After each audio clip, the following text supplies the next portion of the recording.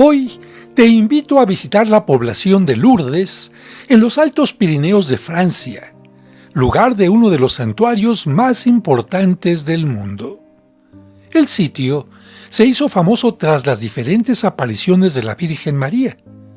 El santuario está rodeado por una gran variedad de hoteles, albergues, restaurantes y todo tipo de servicios en favor de los peregrinos, con calles estrechas que dan prioridad a los peatones y a los enfermos.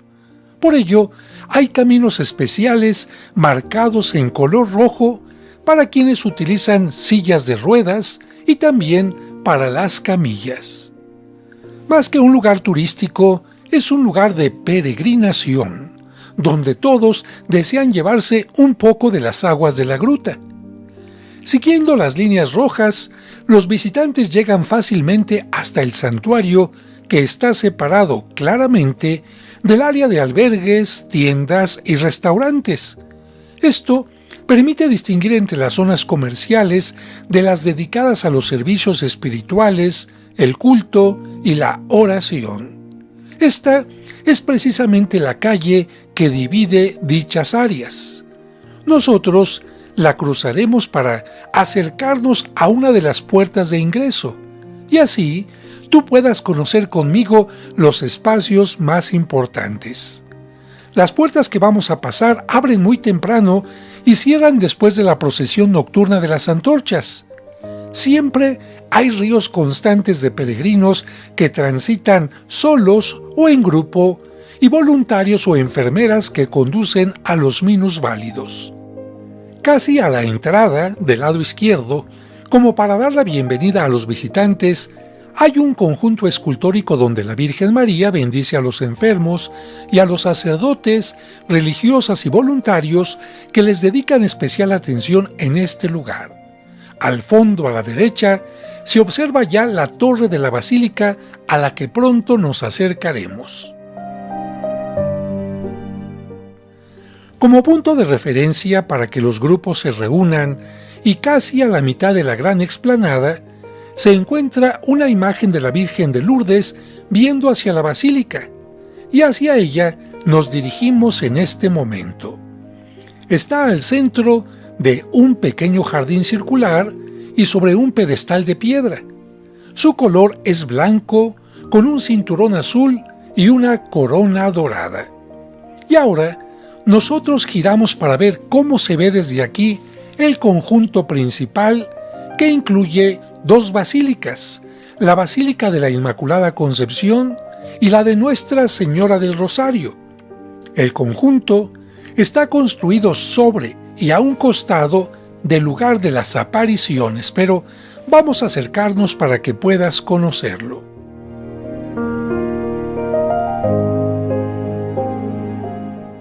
Sobre la puerta principal vemos a Santo Domingo recibiendo del Niño Dios y de la Santísima Virgen el rosario, porque esta basílica está dedicada a esta oración tan recomendada por la Virgen en sus apariciones. Bajo el relieve, un mosaico con las bodas de Caná, en la que se observa a Cristo con su madre, a los novios y las tinajas.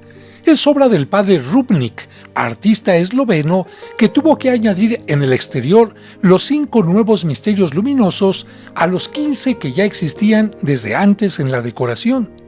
Al lado izquierdo, los novios compartiendo el vino, a su derecha la Virgen María con Cristo y al centro una escultura de Cristo Rey.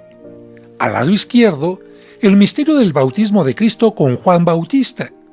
El padre Rubnik tuvo que aprovechar los pocos espacios existentes para colocar los misterios luminosos que introdujo Juan Pablo II en el año 2002, ya que solo existían los gozosos, dolorosos y gloriosos en el interior.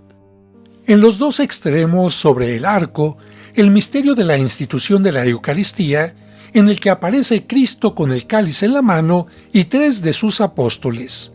En el lado opuesto al bautismo, la transfiguración, en la que Moisés, Elías y los discípulos de Jesús contemplan a Cristo que está de pie sobre un fondo azul intenso.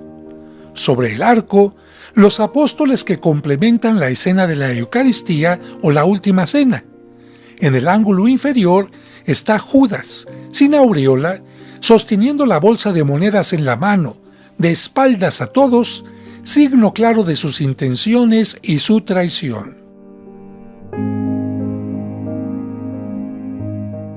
Recordemos que los misterios luminosos son el bautismo, las bodas de Caná, la transfiguración, la revelación del reino de Dios y la Eucaristía, escena que, al estar sobre la puerta de esta basílica, nos invita a participar de la Santa Misa.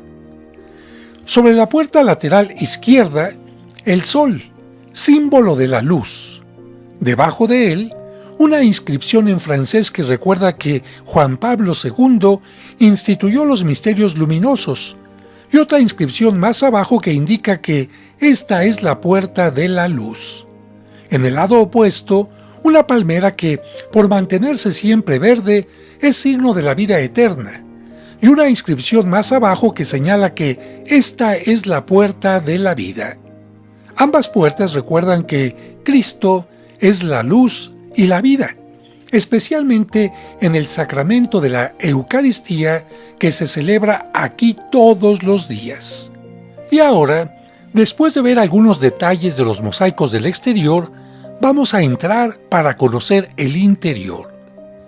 Es de estilo romano-bizantino con 2.000 metros cuadrados de superficie, y la basílica fue concebida como el pedestal de la superior, ya que en realidad hay 3 iglesias superpuestas. Esta tiene mosaicos venecianos en la cúpula, en el ábside y en las capillas dedicadas a los 15 misterios del Rosario. El mosaico del ábside muestra a la Virgen con los brazos abiertos y la inscripción por María a Jesús. La rodean coros de querubines sobre un fondo azul, color del cielo. La iglesia tiene una forma muy particular. Es como un inmenso trébol cuyo tallo es la nave principal y en cada una de sus 3 hojas se representan 5 misterios del Rosario. A la izquierda, los gozosos, al centro, en el altar mayor, los dolorosos y a la derecha, los gloriosos.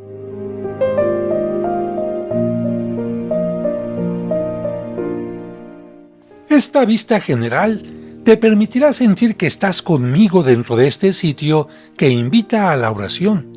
Por ahora, momentáneamente está solo, pero casi siempre está totalmente lleno. Estas serían las 3 hojas del trébol, subdivididas a su vez en 5 espacios para dar un total de 15 capillas dedicadas a los 15 misterios del Rosario antes de que se añadieran los luminosos. Y como en el interior ya no había espacio para los nuevos, en el año 2007, el sacerdote esloveno y artista plástico Rubnik tuvo que añadirlos en el exterior con mosaicos de tipo moderno. Aquí, la Anunciación, en la que Dios Padre y el Espíritu Santo son testigos del momento en que el arcángel Gabriel se presenta ante la Virgen María, que de rodillas y humildemente acepta la voluntad de Dios. En el siguiente misterio, un coro de ángeles músicos se alegra al contemplar la escena de la visitación, en la que de izquierda a derecha están Zacarías e Isabel y la Virgen María y San José. Isabel parece exclamar: «Bendita tú entre las mujeres, y bendito es el fruto de tu vientre. ¿Quién soy yo para que la madre de mi Señor venga a verme?». Y María responde con el Magnificat. El siguiente misterio muestra a los ángeles exclamando: «Gloria a Dios en el cielo y en la tierra paz», en el momento del nacimiento de Cristo. El anuncio de los ángeles y la estrella hacen que los pastores a la izquierda y los magos de Oriente a la derecha se acerquen al pesebre para adorarlo y ofrecerle sus dones, mientras que también lo adora un grupo de serafines sobre la cabeza del pequeño.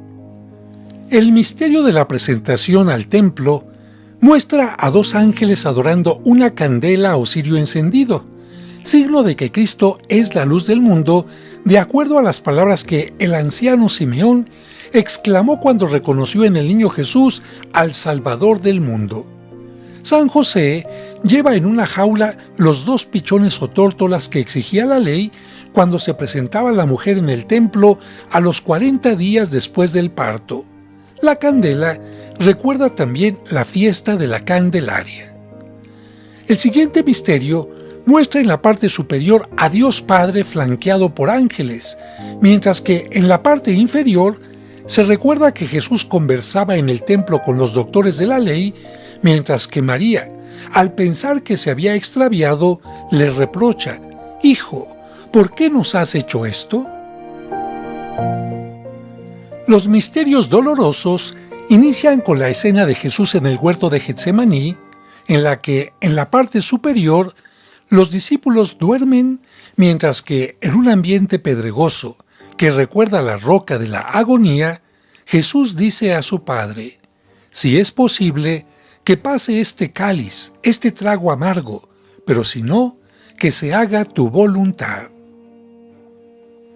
El siguiente misterio muestra en la parte superior un grupo de 4 ángeles, de los que uno, lloroso, cubre su rostro al presenciar el momento en que Cristo, atado a una columna en el pretorio de Poncio Pilato, es flagelado y azotado cruelmente por 2 soldados romanos, mientras que otros guardias, sin compasión, se burlan de él.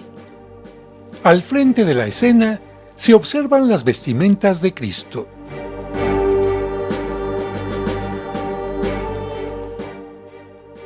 Las burlas de los soldados continúan en el siguiente misterio, que recuerda el momento en que Cristo es coronado con espinas. En la parte superior, 2 ángeles sostienen un letrero con la inscripción «Salve, corona de gloria». Debajo de ellos, el arca de la alianza. Y en la parte inferior, un grupo de 7 soldados que golpean a Cristo, le ponen la corona de espinas y le ofrecen una caña como cetro.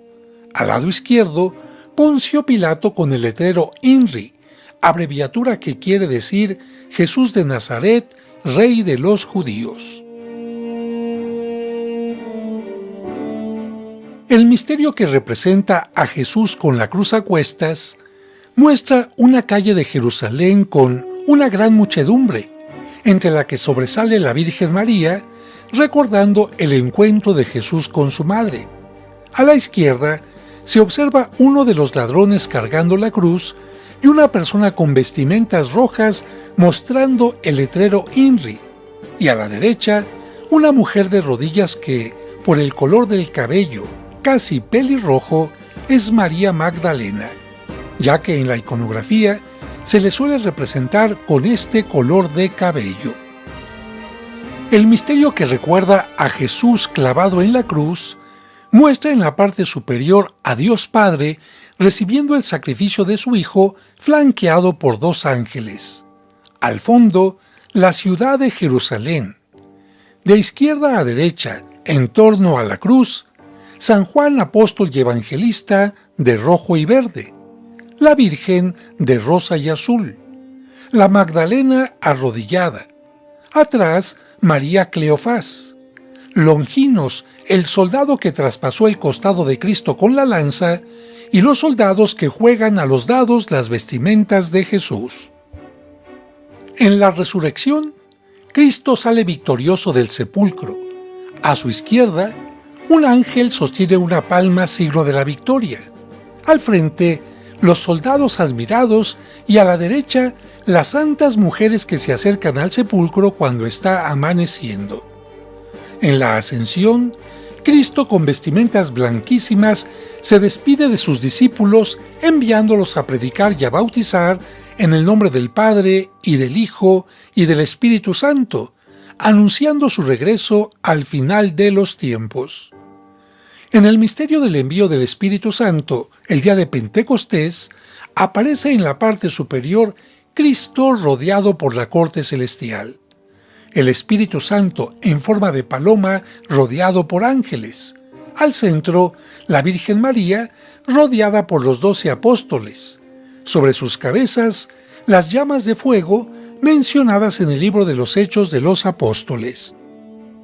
En el siguiente misterio, la Santísima Trinidad recibe a la Virgen María que, con los atuendos de la Virgen de Lourdes y sobre una nube, es llevada a los cielos en cuerpo y alma.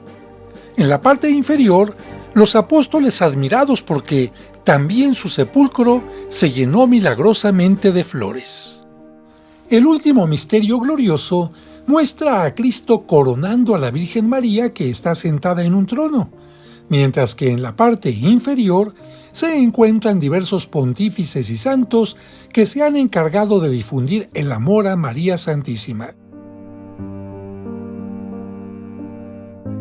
Y después de ver los misterios del Rosario, regresamos a la explanada para dirigirnos hacia el lado izquierdo, porque en el exterior de la basílica hay 3 capillas en forma de arco embellecidas con mosaicos. Esta es la primera. Muestra a la Virgen de Lourdes y una escultura con Santa Bernardita. Una inscripción en francés recuerda que la Virgen María le dijo: «No te prometo hacerte feliz en este mundo, pero sí en el otro». Debajo de la frase hay escenas con santas francesas. Y al frente, un altar para los grupos que desean celebrar la Santa Misa, porque son tantos que el santuario tiene diversos altares y capillas para ello. En las escenas del lado izquierdo, Solange del siglo IX y Juana de Arco, que fue quemada viva en el siglo XI, acompañada de un ángel. Del lado derecho, después del altar, Santa Genoveva, pastorcita del siglo V, considerada patrona de París, y finalmente Germaine, del siglo XVI. Todas mujeres santas y muy queridas por los franceses. Se puede ver la firma de Godin, autor de los mosaicos de París. La otra capilla está dedicada a San Bernardino de Siena, gran amante de la Virgen María y creador de la devoción al santo nombre de Jesús. Tiene imágenes de franciscanos que defendieron y difundieron el dogma de la Inmaculada Concepción, como el beato Duns Scoto, que refutó todos los elementos en contra del dogma ante los más prestigiados intelectuales de la Universidad de París. Por ello, se ve la Catedral de Notre Dame y la Sainte-Chapelle. La primera frase en francés que se encuentra en la parte inferior dice: «Todo lo mejor se debe atribuir a María», como reconocimiento de que María estaba llena de todas las gracias. Al lado derecho se ven las altas torres medievales de ciudades italianas como Bolonia, donde también se defendió el dogma y donde falleció Santo Domingo de Guzmán, fundador de la Orden de Predicadores o Dominicos, gran impulsor del Rosario y para muchos su inventor. La frase que se encuentra en la parte baja del lado derecho dice: «María tiene todo el derecho sobre las gracias de Cristo», y se puede leer el nombre de su autor, San Bernardino de Siena. La siguiente capilla está dedicada a la Virgen de Guadalupe y tiene una escultura que fue llevada y colocada el 12 de mayo de 1966 por el entonces arzobispo de México y cardenal don Miguel Darío Miranda. El mosaico la enmarca con resplandores como rayos de sol, con la imagen de Juan Diego y al fondo el Popocatépetl y el Iztaccíhuatl, los 2 volcanes que enmarcan la Ciudad de México. La escultura es obra del mexicano Eduardo Tamariz.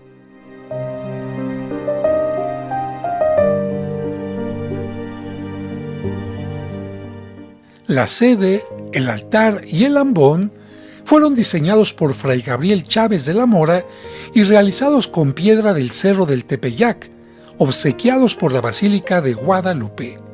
Esta capilla estuvo dedicada anteriormente a San Roque. Sobre la Basílica del Rosario que ya visitamos, hay 2 iglesias más. La cripta, que es la única que conoció Santa Bernardita, y sobre ella la de la Torre Alta, la de la Inmaculada Concepción. Para subir ahí, detrás de las esculturas de San Pedro y San Pablo, hay dos grandes escaleras al frente. Estas están decoradas con piedra en corte almohadillado, pero están muy empinadas, por lo que, como veremos más adelante, para que las sillas de ruedas y los enfermos puedan subir más fácilmente, se hicieron dos rampas laterales.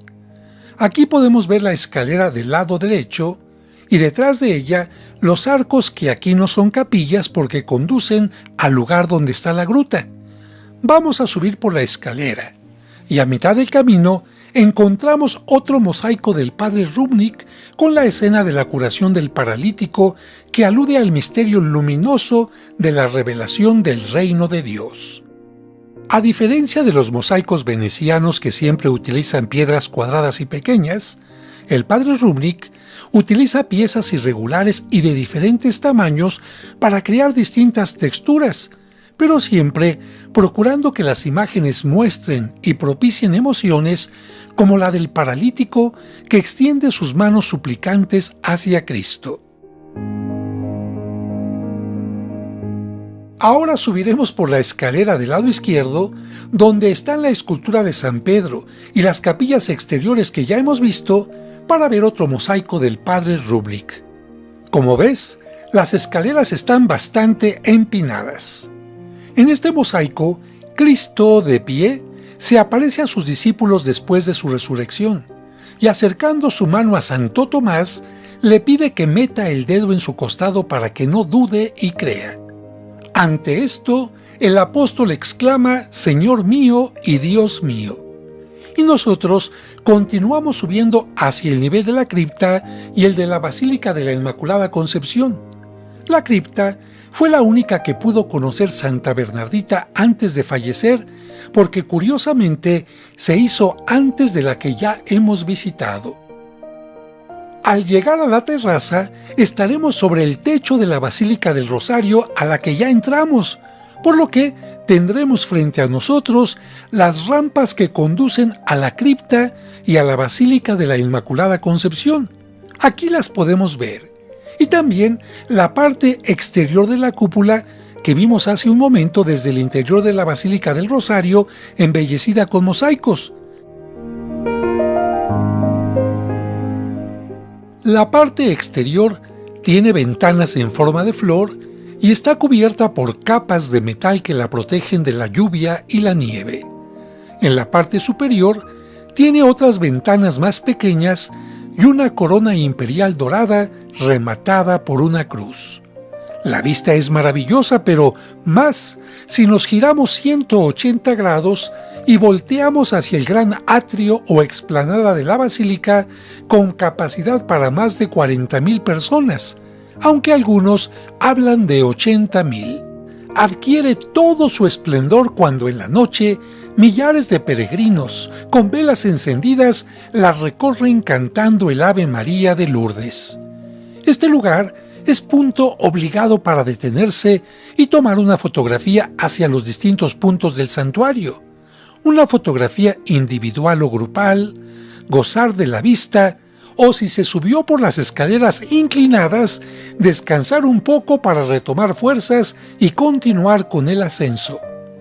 Desde un poco más arriba se observa mejor la corona de la cúpula y al fondo el castillo fortaleza, en cuyo interior se exhiben colecciones de objetos y arte relacionados con la historia de los Pirineos.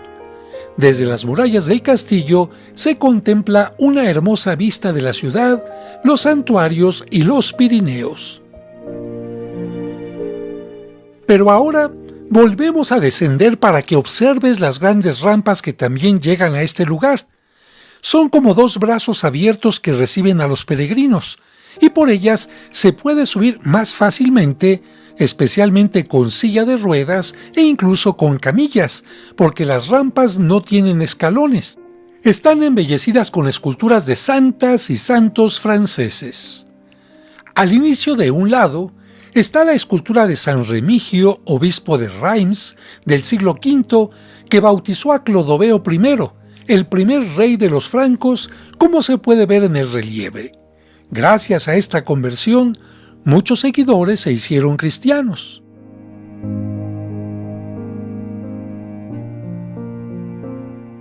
Del otro lado está la escultura de San Martín de Tours, mejor conocido como Martín Caballero, obispo del siglo IV muy querido por los franceses. Se le recuerda por haber partido su capa para compartirla con un indigente que pasaba frío. Todas las esculturas fueron realizadas por la empresa Maison Raffles de París. Junto a las escaleras y al frente está el apóstol San Pedro, fácilmente reconocible porque, en forma simbólica, Cristo le entregó las llaves del reino de los cielos.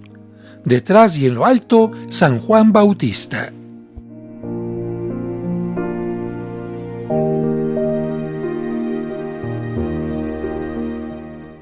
Al otro lado, San Pablo, que por haber perseguido a los cristianos y después de su conversión condenado a morir decapitado, tiene una espada en la mano.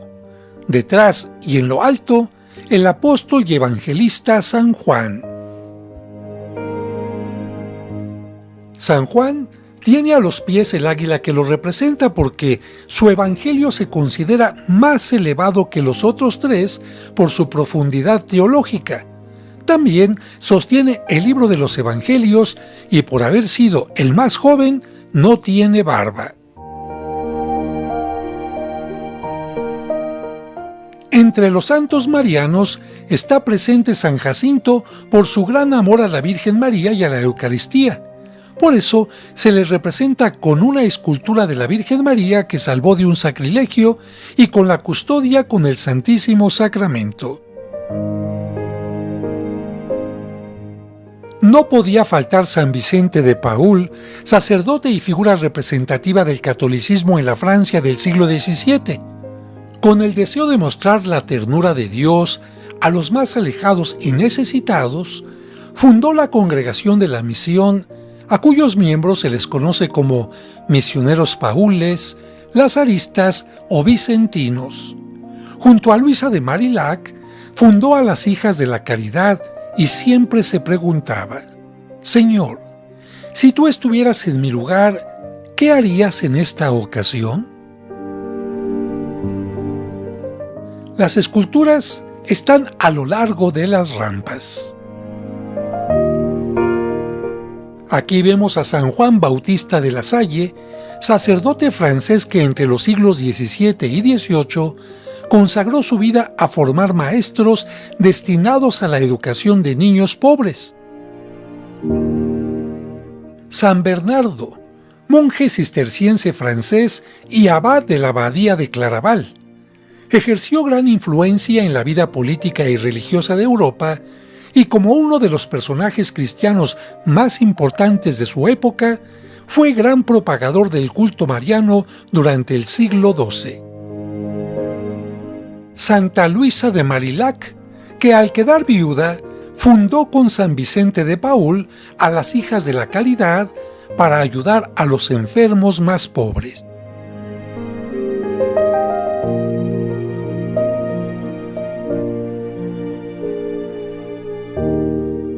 En lo alto de la rampa, San Juan Bautista, que alzando la mano parece predicar invitando a la conversión y a seguir a Cristo, el Cordero de Dios que quita el pecado del mundo. A un lado de las rampas, la escultura de San Roque, santo del siglo XIV con su característico perro. Junto con San Rafael y San Cristóbal, este santo es uno de los tres patronos de los peregrinos, por lo que lleva la vénera o concha y el bastón de caminante en su atuendo.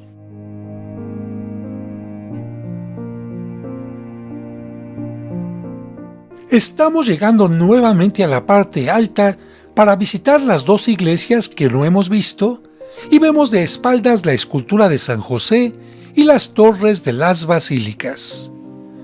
Viendo la escultura de San Juan, nos dirigiremos a la izquierda para subir por otras rampas más pequeñas que conducen a la cripta y a la Basílica de la Inmaculada Concepción, también conocida como la Basílica Superior. Estas dos iglesias son las más antiguas. Por la puerta de abajo se accede a la cripta, único lugar que pudo ver construido Santa Bernardita antes de morir. Por la de arriba, a la basílica, que está caracterizada por una gran y esbelta torre con elementos románicos. Tiene un rosetón con un vitral. Arriba, el espacio con ventanas dobles para el campanario y finalmente una aguja en la parte superior cubierta con metal porque durante el invierno son frecuentes y constantes las nevadas. La aguja y el metal permiten que la nieve no se acumule y resbale más fácilmente. Y ahora vamos a entrar a la cripta. Lo primero que se construyó en este santuario a un lado y sobre la gruta de las apariciones. Fue por ello que Bernardita estuvo en su consagración. Posteriormente se construyó la basílica superior que veremos más adelante, pero ante la llegada cada vez mayor de peregrinos, se tuvo que hacer en la parte baja la Basílica del Rosario que tú y yo ya visitamos. Recordemos que 2 años después de las 18 apariciones, que fueron del 11 de febrero al 16 de julio de 1858, Bernardita dejó su casa y fue acogida en el hospicio por las religiosas Hermanas de la Caridad de Nevers y permaneció entre ellas 2 años como enfermera entre 1861 y 1862. En 1862 se comenzó a construir esta basílica y como Bernardita regresó a Lourdes, pudo estar en la consagración de esta cripta confundida entre las demás hijas de María. En agosto de 1864 solicitó ser admitida ya como religiosa en la comunidad de Nevers y en julio de 1866 comenzó su noviciado en dicha congregación. En septiembre de 1866 se agravó el asma que siempre había padecido, pero, no obstante, el 30 de octubre de 1867 hizo su profesión religiosa. A partir de 1875 fue perdiendo paulatinamente la salud. En diciembre de 1877 tuvo que permanecer en la cama por dolores en una rodilla. En febrero de 1878 tuvo una recaída de asma y sufrió vómitos de sangre. A partir de diciembre de ese mismo año, permaneció definitivamente en cama. Los dolores de rodilla resultaron ser un tumor en su pierna provocado por la tuberculosis en forma muy dolorosa. Casi a la entrada de la cripta, se observa esta escultura en bronce de San Pedro, copia de la que se encuentra en la Basílica de San Pedro de Arnolfo di Cambio del 1300, y curiosamente, al igual que la escultura del Vaticano, tiene los pies erosionados por la gran cantidad de fieles que los tocan.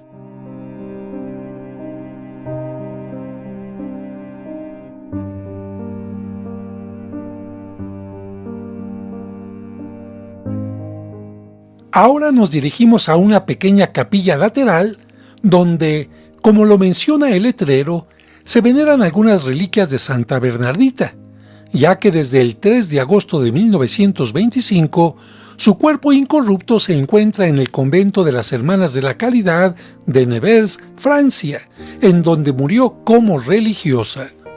Acompaña al relicario uno de los mejores retratos de la santa.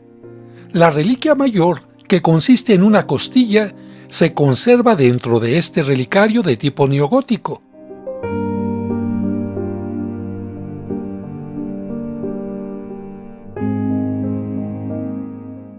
Junto a él, una imagen del arcángel San Miguel, y sobre las paredes, muchos exvotos. Este letrero en diversos idiomas dice «Fragmentos del cuerpo de Santa Bernardita tomados en 1925», que fue la fecha en que su cuerpo se colocó en una urna transparente en Nevers. Frente al relicario están una pared y un sagrario sobre un altar con columnas decorados en estilo neogótico. Sostienen el altar 5 columnas. Y después de verlo, continuamos nuestro recorrido saliendo por una puerta lateral, pero regresaremos al punto de entrada para conocer ahora la Basílica Superior dedicada a la Inmaculada Concepción. Sobre la puerta de la cripta que ya conocimos, la imagen de Pío X con el decreto en la mano del 13 de noviembre de 1907 por el que la misa de Nuestra Señora de Lourdes se extiende a la Iglesia Universal. Y sobre la torre, Pío IX, que proclamó el dogma de la Inmaculada en 1854. Y ahora vamos a subir la escalera para conocer el primer gran santuario que se hizo dedicado a la Virgen de Lourdes y que lamentablemente Bernardita no pudo conocer. Mi deseo es que con estas imágenes sientas que viajas con nuestro grupo a este lugar, meta de millones de peregrinos de todo el mundo, en donde se reavive la fe, se realizan grandes conversiones e incluso, según el testimonio de algunos, muchos milagros. Estamos llegando ya a la puerta de entrada. Lo primero que vemos es una especie de vestíbulo o pórtico que sirve para separar el ambiente del exterior y el interior. En el piso se observa un mosaico con 4 monogramas de la Virgen. Sobre la pilastra que divide la puerta, una escultura de la Virgen de Lourdes, y en la parte superior, un relieve con la imagen de Cristo Pantocrátor flanqueado por los signos de los 4 evangelistas, el águila, el toro, el ángel y el león. En la bóveda de crucería, el cielo representado por el color azul y las estrellas. Y ahora vamos a entrar.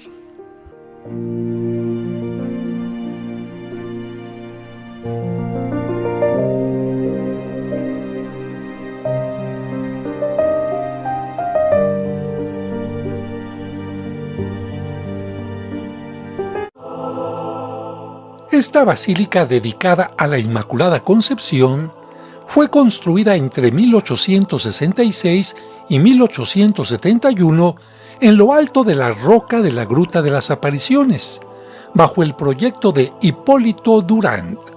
Se bendijo el 15 de agosto de 1871 y se consagró en julio de 1876, 3 años antes de que falleciera Bernardita.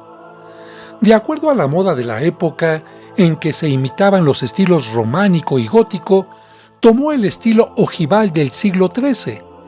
Tiene una nave dividida en 9 tramos iguales. Sus medidas son 51 metros de largo, 21 de ancho y 19 de alto.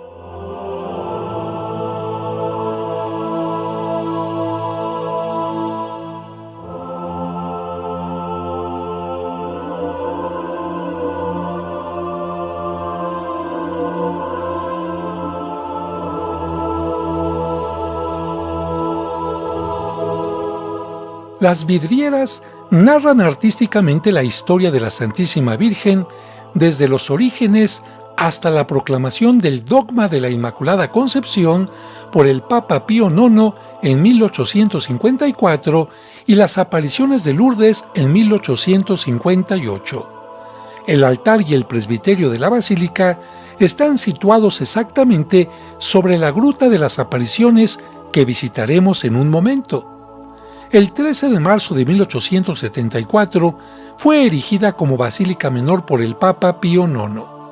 Parecía muy grande para su época, pero apenas 10 años después de su construcción ya era insuficiente para la gran cantidad de peregrinos que llegaban, por lo que entre 1883 y 1889 se construyó debajo de esta basílica y de la cripta la Basílica del Rosario con capacidad para 1.500 personas, misma que se consagró en 1901, 25 años después que esta que estamos viendo en su parte exterior y posterior.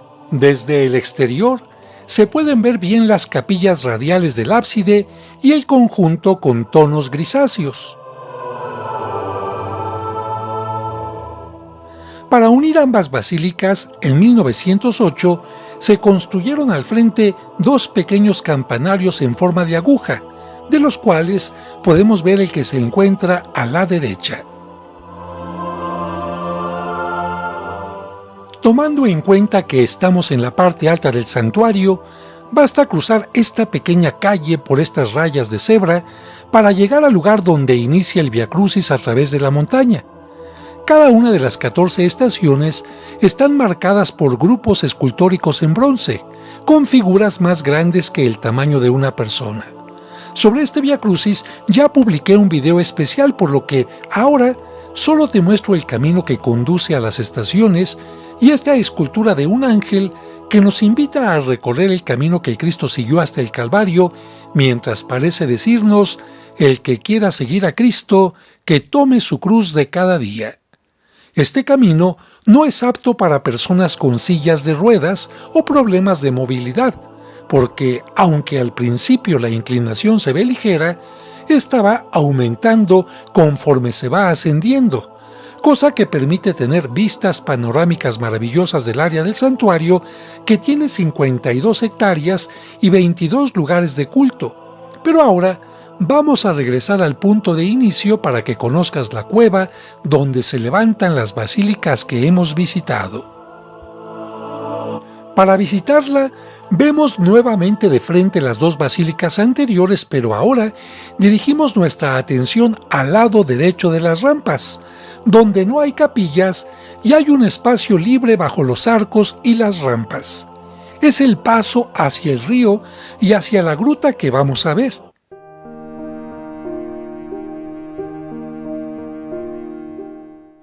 Desde aquí vemos nuevamente los arcos y las rampas, pero ahora desde el otro lado del río. Ahora vamos siguiendo con la vista la dirección de las rampas que van ascendiendo hasta llegar a las basílicas que se construyeron sobre la cueva. Esta otra vista nos permite ver el castillo al fondo y frente a nosotros las rampas, las dos pequeñas torres, la cripta, la basílica superior y frente a nosotros, donde se junta la gente, la cueva de las apariciones desde el otro lado del río Gabe de Po. Fue aquí, a la orilla del río, en la gruta de Massabielle, donde entre febrero y julio de 1858 se apareció la Virgen. La gruta está formada por 3 cavidades desiguales. La más grande se ha convertido en el lugar de celebración de la misa. En la parte superior derecha se encuentra la imagen de la Virgen dentro de un nicho ojival de 2 metros de altura. A sus pies aparece la frase «Yo soy la Inmaculada Concepción». Es el lugar exacto donde se apareció la Virgen. La escultura es obra del arquitecto Fabisch, que intentó seguir las indicaciones de Bernardita. Tiene las manos unidas en señal de oración, y aunque la imagen es bella, Bernardita comentó que la belleza, alegría y sencillez de la Virgen eran 1000 veces mejores que en la escultura. Como se ve en esta imagen, tanto las partes del santuario que hemos visitado, como estas otras al otro lado del río, son remansos de paz, oración y descanso espiritual, especialmente para los más agobiados y enfermos. Solo se escucha el sonido del agua, el canto de las aves, el silbar del viento o los cantos y oraciones de los lugares de oración.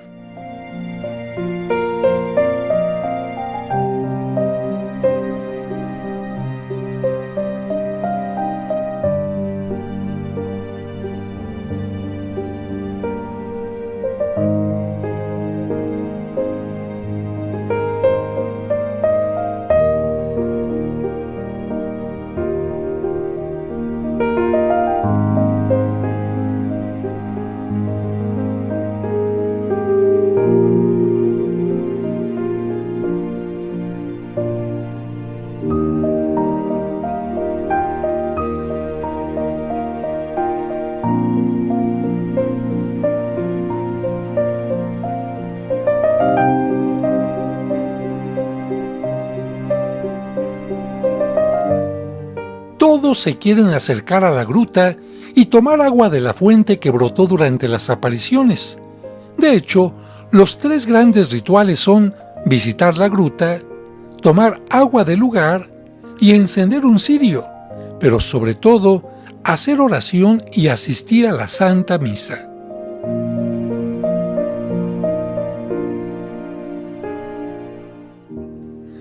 Junto a la gruta están las llamadas pozas o piscinas, donde un grupo de voluntarios introduce a las personas, especialmente enfermos, a unas tinas llenas del agua del río. Se separa a hombres y mujeres y en forma individual, antes de introducirse, se hace oración. Y curiosamente, aunque el agua es muy fría, nadie tiene problemas para meterse e incluso se sale casi seco. Hay un horario por la mañana y otro por la tarde. Y ahora regresamos nuevamente a nuestro punto inicial, pero giraremos 180 grados detrás de la escultura de la Virgen para dirigirnos a un lado de la explanada hacia la Basílica de San Pío X. En este caso, no vemos ninguna fachada o torre que sobresalga porque se construyó totalmente bajo tierra. De hecho, hay algunos peregrinos que no saben que existe porque, aunque es inmensa, pasa desapercibida para quien no tiene información. Nosotros nos acercamos a ella a través de este camino que desciende ligeramente, sin escalones, porque se toma en cuenta a quienes usan sillas de ruedas y las camillas para enfermos.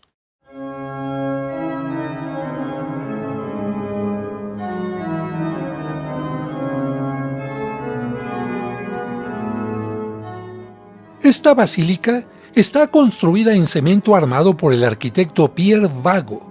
Fue consagrada el 25 de marzo de 1958 en el centenario de las apariciones por el cardenal Roncalli, que en ese mismo año fue electo como papa con el nombre de Juan XXIII. Está rodeada de unos grandes deambulatorios adornados con imágenes de santos, el Via Crucis, los 15 misterios del Rosario, el Camino de la Luz de Bernardita, las 18 apariciones de la Virgen, así como 2 lienzos sobre Bernardita en el calabozo y en Nevers. Los 39 retratos representan santos y beatos de todo el mundo, acompañados de una nota sobre su vida y sirven para realizar un ejercicio que se puede llamar Tras las huellas de los santos.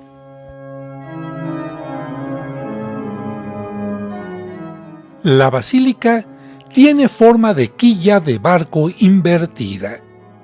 Mide 191 metros de largo por 61 de ancho. Ocupa 12.000 metros cuadrados y tiene capacidad para 25.000 personas.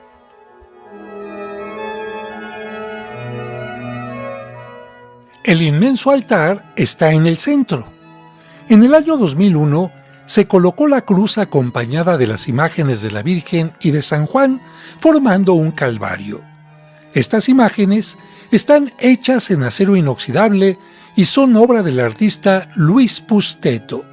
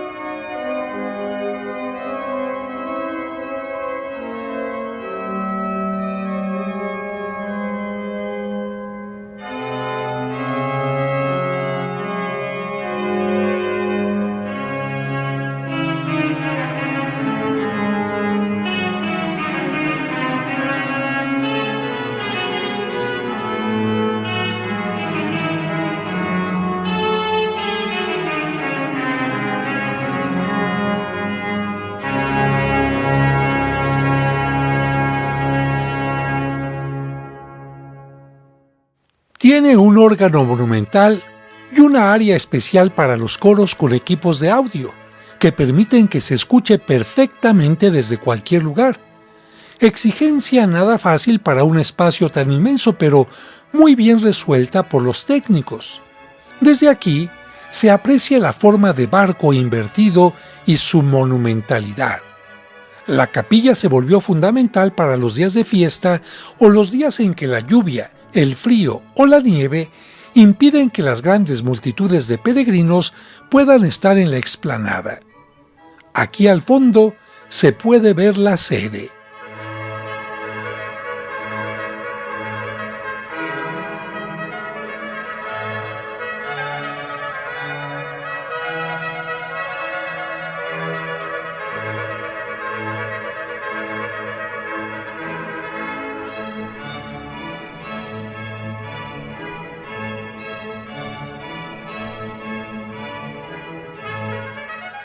El ambón para las lecturas, al igual que el Calvario, está también hecho de acero inoxidable.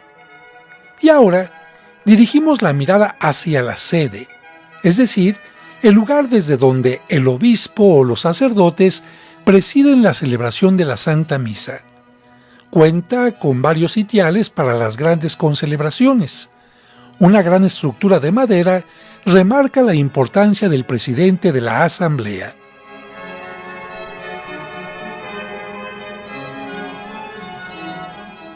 Detrás de la sede hay un espacio con varios altares que puede servir como sacristía, para misas de grupos pequeños o para la reserva del Santísimo Sacramento. Las paredes están decoradas en tonos rojos con figuras circulares que aluden a la hostia. A la mitad hay una pared dorada, y bajo este gran altar colocado junto a ella, algunos relicarios con reliquias de San Pío X. Y con esta vista, nos retiramos de esta basílica dedicada a San Pío X, que el 13 de noviembre de 1907 extendió la misa de Nuestra Señora de Lourdes a la Iglesia Universal. La organización de todo el santuario es increíble porque el obispo nombra a un rector que se hace cargo de unas 7,000 personas de la hospitalidad de Lourdes y más de 100,000 de las hospitalidades de las distintas peregrinaciones y regiones del mundo. Unos 30 sacerdotes de 4 congregaciones religiosas y de diferentes diócesis reciben, acompañan y celebran la misa para los grupos que no cuentan con un sacerdote. Además, 5 comunidades femeninas brindan su auxilio.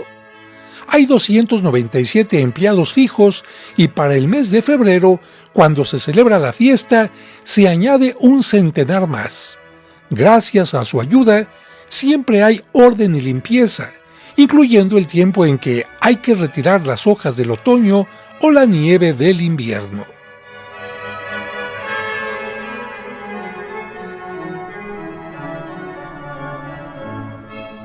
Cuando el sol va cayendo, las actividades en el santuario continúan.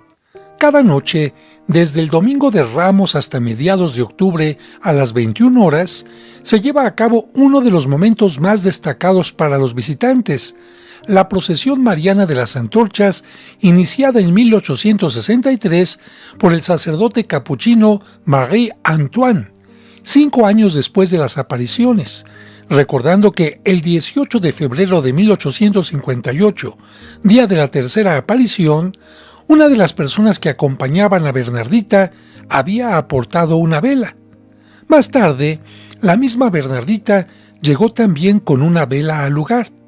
Esta procesión es el momento más popular de Lourdes. Los peregrinos se reúnen en torno a sus estandartes. Las personas enfermas tienen un lugar especial.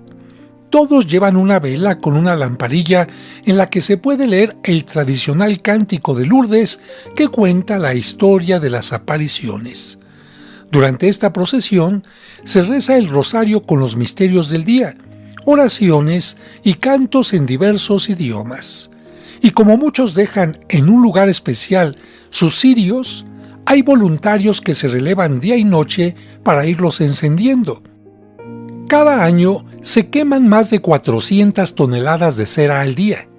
Se camina en torno a la explanada y en dirección a la Basílica de la Inmaculada, construida por Monseñor Lorenz, obispo que acogió las revelaciones privadas de Bernardita.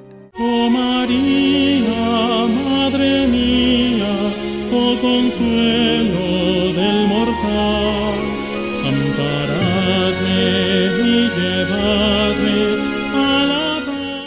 Es interesante saber que, poco antes de morir la vidente, a través de un obispo que iba a Roma, mandó pedir la bendición papal.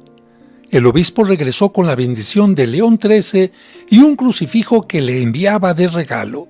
Al día siguiente, el 16 de abril de 1879, con apenas 35 años, murió a las 15:15 horas. Sus últimas palabras fueron: «La he visto otra vez. ¡Qué hermosa es! Madre, ruega por mí, que soy pecadora». El 2 de septiembre de 1909, su cadáver fue desenterrado y hallado incorrupto. El 25 de agosto de 1913, Pío X inició su proceso de beatificación en Roma que, retrasado por la Primera Guerra Mundial, se reanudó el 17 de septiembre de 1917. El 14 de junio de 1925, Pío XI la proclamó como beata, y el 8 de diciembre de 1933, durante el Año Santo de la Redención y Jubileo Extraordinario, Pío XI la proclamó santa. Y con estas imágenes concluimos nuestro recorrido por este santuario. Espero que hayas sentido que caminabas con nuestro grupo de peregrinos y que algún día tengas la oportunidad de estar en este maravilloso lugar.